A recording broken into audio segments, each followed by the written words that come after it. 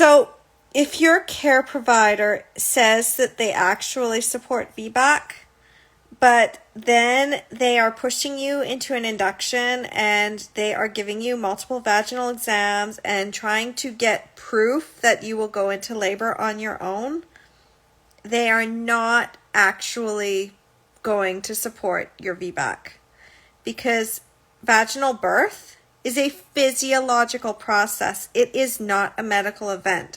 So a vaginal birth after cesarean does not require you to be induced before a certain date.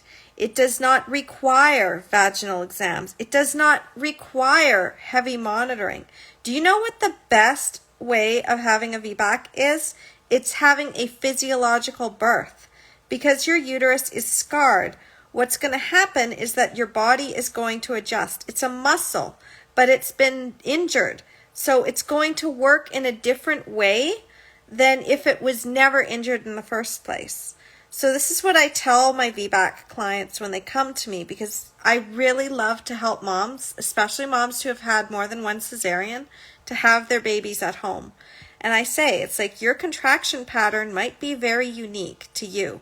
It might be that you get a lot of prodromal labor in the beginning and then things stop. That's okay. It may be that your waters remain intact until the very last possible moment. That's okay. It may be that you have a very spaced out labor pattern that then gets closer together and then spaces out again to give you some rest, and then gets intense again and then spaces out to get you some rest. And that's okay too, because that is your body basically saying, this is how much that the uterus can contract without causing any damage. And this is how much that we can really push to not cause any damage. And when you hijack the physiological process, what happens is that you no longer have control of that muscle that has been damaged. So if your doctor is telling you, we have to induce if you don't go into labor by a certain date, well, first of all, what was the reason for your C-section the first time? Was it that you were induced because you didn't go into labor by a certain date? What if the chances of you going into labor are really slim because you happen to be a 42 or 43 week mama? I mean, that happened to a friend of mine. She discovered that she was a 42-week mama and that all of her C-sections had been unnecessary and her induction had been unnecessary. And her doctor just basically didn't give her time to go into labor.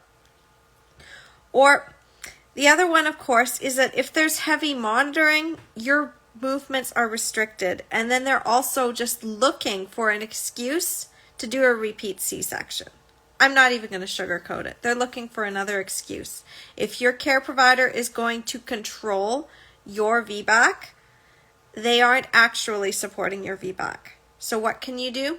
Well, you can hire a different care provider, or you can just understand that they're going to try to push things and you don't have to do it. You can stand in your power and you can recognize your body works. And as you know, I have a whole bunch of great stuff on physiological birth. You can continue to follow this Instagram, or you can go on to my YouTube channel, link in the bio. I'll talk to you soon.